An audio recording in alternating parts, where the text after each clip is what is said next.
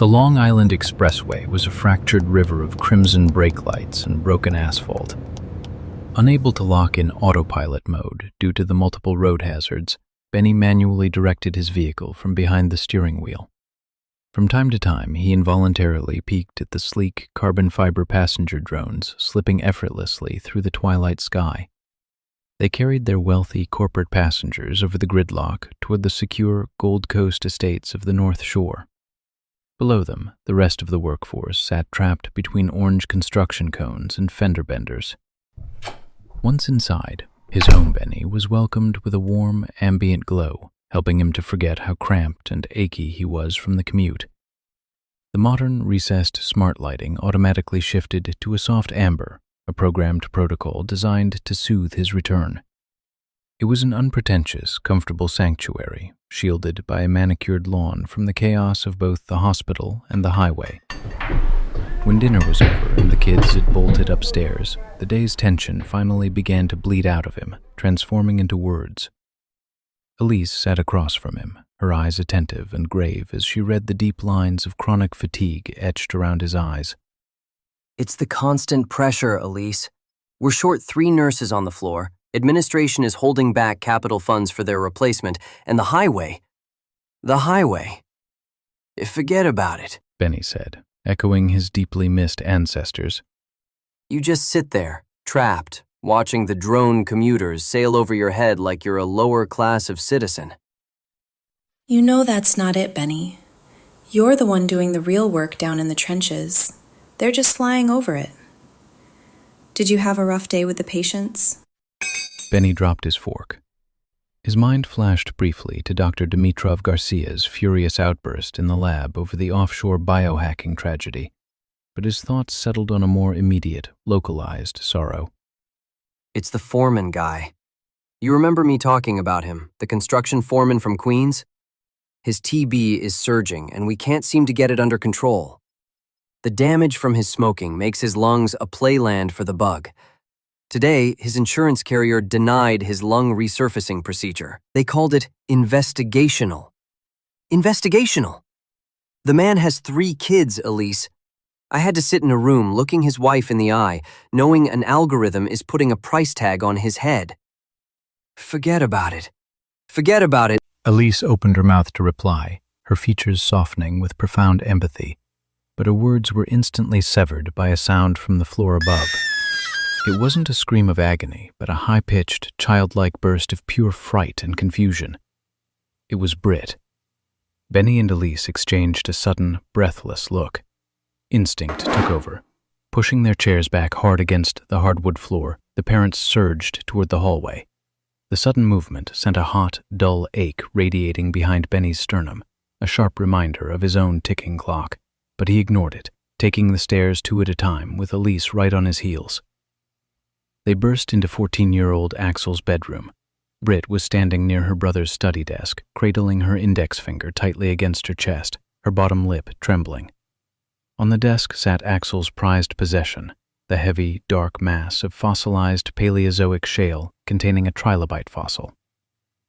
Britt, sweetheart, what happened? Did you drop it? Let me see your hand. I didn't drop it. I was hardly touching it and the rock went pop. There's a shiny needle inside. It poked me. Not seeing any blood, Benny stepped past them, his medical training narrowing his focus to the physical evidence. He leaned over the desk, pulling the desk lamp lower to flood the fractured shale with light. Did you see what happened, Axel? No, Dad. I turned away for a second and heard Britt scream. I told her a bunch of times not to touch it. Axel looked directly at Britt as he spoke. Benny's breath hitched. Protruding from the dark, prehistoric stone was a tiny, sharp, crystalline point. As Benny tilted his head, what he could see of the crystal seemed to defy the ambient light of the room, refracting a deep, multi-layered spectrum of violet and blue, colors that seemed to move with a faint luminescence. Benny, what is that? Is it glass? Look at her finger. I see a drop of blood. That fossil could be toxic. Axel brought his father a high-intensity penlight, and they both leaned in to look. Benny indicated with a hand wave that no one should touch it. Something within his scientific intuition told him to maintain his distance. Mesmerized by the shifting colors of the crystal, he sensed, not quite heard, a high-pitched ringing inside his ears. He swallowed hard in an effort to clear the distraction before forcing his voice into a calm, reassuring professional register to soothe his wife's panic. It's probably just a stray crystalline intrusion, honey. Quartz or pyrite can form inside shale nodules under intense pressure and take on strange shapes. Britt probably just caught the edge of a sharp facet. I don't like the look of it, Benny. Get rid of it. Put it in the garage.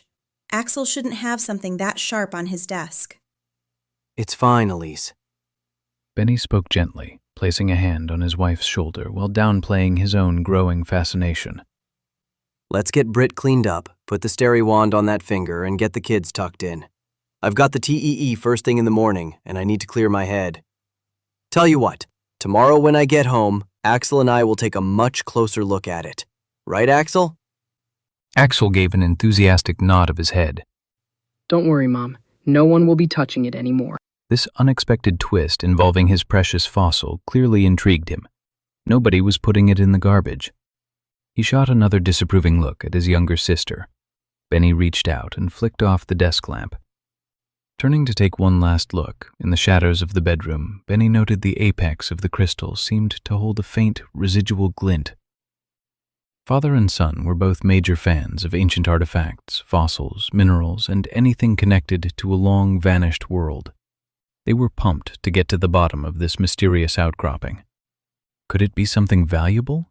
Benny mused to himself as he assisted his wife with Britt on the way to sterilize her tiny wound. We've got this, Britt. All clean again. As good as new. Good, thank goodness. A family seeking sanctuary from a chaotic world. A dedicated physician carrying the weight of a failing healthcare system along with the failing lungs of his patients. And now, to add to his concerns, a sharp glint of blue and violet light fracturing the quiet safety of his teenaged son's bedroom. Dr. Benny Spritzer still believes he is facing predictable life hurdles, but the prehistoric stone has just rewritten his reality. The countdown has begun, and the next few days could change everything.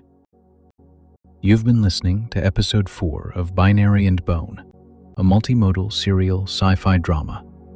To immerse yourself further into this narrative, you can explore our companion video and illustrative assets at the YouTube channel at Binary and Bone. We also invite you to subscribe and return here to find out how things unfold for the doctor, his family, patients, and colleagues. Until next time.